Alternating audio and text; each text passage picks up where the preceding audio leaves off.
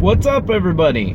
Collision Course Part 2, Agents of S.H.I.E.L.D. We left off last episode with a bomb about to explode when, who's in there? Daisy, Agent May, Snowflake, they're all in this truck that's going towards these shrikes because they're making this tower thing, and and Sarge and Jocko and Snowflake helped build this atom bomb, so as soon as they hit the thing, it's supposed to explode and it's supposed to kill Izel. At the last second, Daisy essentially protects the bomb in this little force field thing, and you know, all is good there. Then they're attacked by every single little Shrike that was inside of a human, because all the humans died while building this tower thing so Izel could land, and so there were no more humans there. I assume they just kind of disintegrated or something. That conflict ends with Daisy letting in the Shrike to the RV that they're in, to the semi that they're in, and then she essentially just evaporates them. It was weird. I've never seen her evaporate anything to this point, and she just evaporates every single one of the Shrikes. So they're all good, and then they head back to HQ. While that's going on, Sarge realizes that his plan didn't work.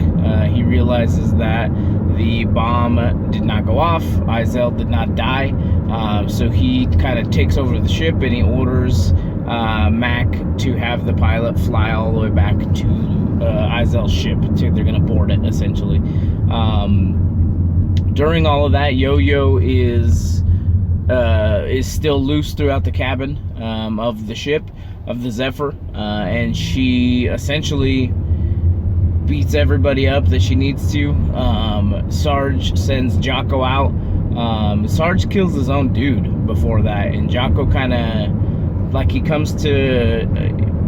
realizes that maybe while the war that they're fighting, they're trying to kill this girl who's trying to destroy every planet that she's on.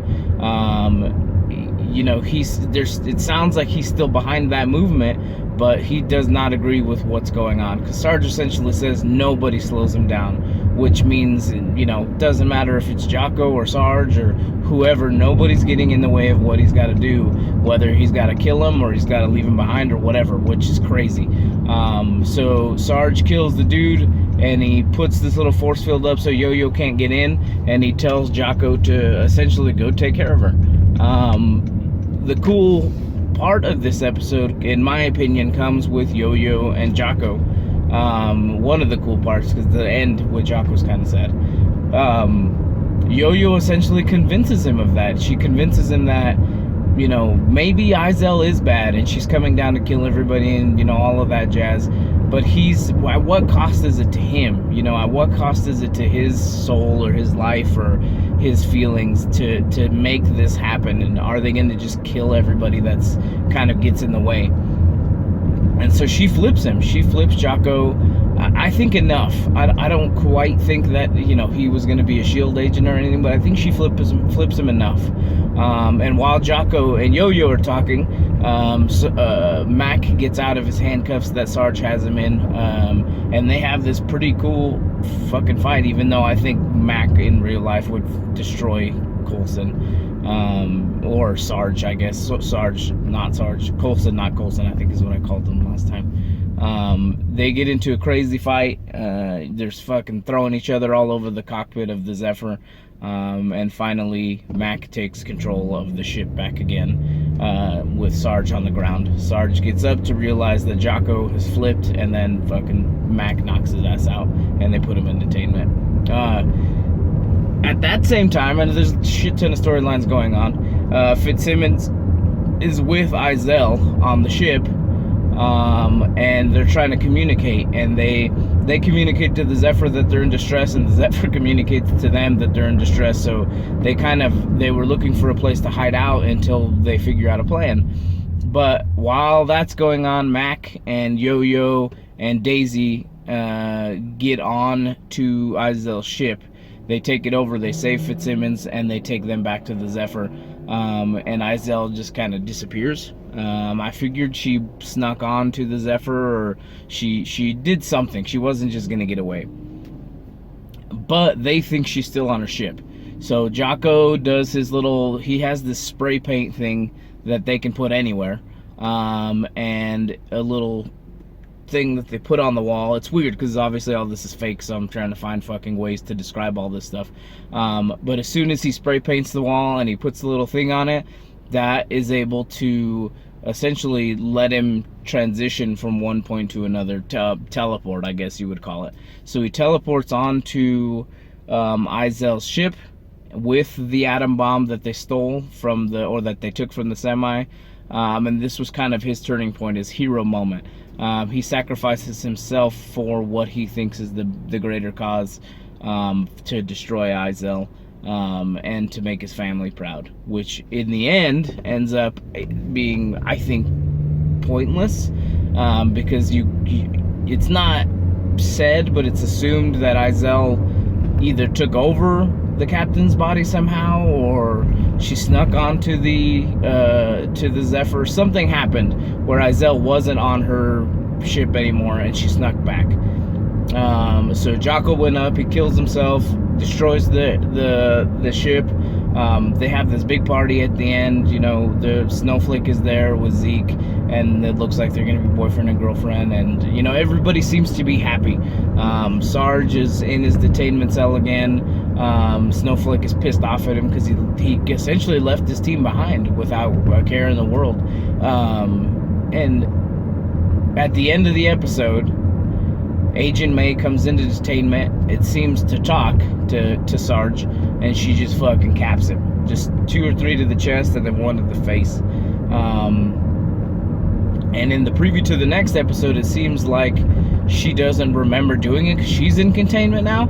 And so I think Izel somehow is able to control people, control minds, or she's either able to go into you, something like that. And I think that's how she got off of her ship onto the Zephyr. So that was Collision Course Part 2.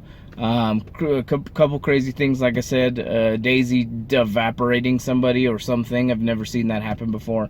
You learned that Izel knows who Sarge it was now, since I think he's dead, I assume. So that might help in the search to find out why Sarge is a DNA match and a photo match to Agent Coulson, which is pretty cool. But yeah, I mean, we'll figure out kind of what's going on as the season goes on. I know that Agents of S.H.I.E.L.D. loves to break up their seasons into, generally it's 2 big storylines that connect at the end. So I'm excited for what's to come from here, but I don't think this is the last of Izel. But it was pretty cool. Check it out if you haven't already. Catch up to Agents of S.H.I.E.L.D. I know a lot of people gave up on it in the first couple seasons when it was trying to find its feet, but I think it's progressed a lot since then.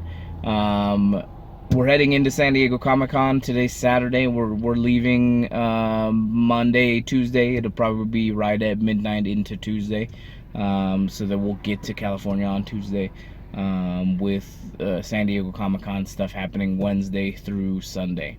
We've got a lot going on right now, and we're probably just going to wander around and see what's what, cover different things.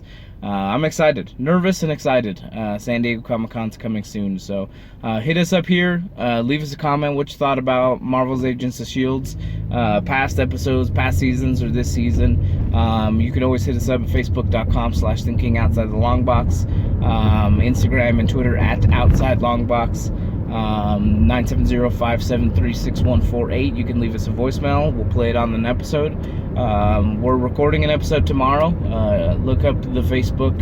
I think we're talking about Attack the Block, The Fifth Element, Outlander, and then the live segment with the listeners, with you guys asking questions or talking about whatever you want to talk about. So hit us up. Let us know what you think. Hopefully you guys are having a great day. It's Saturday. 2 more days of work for me, and then vacation. We'll see you guys later.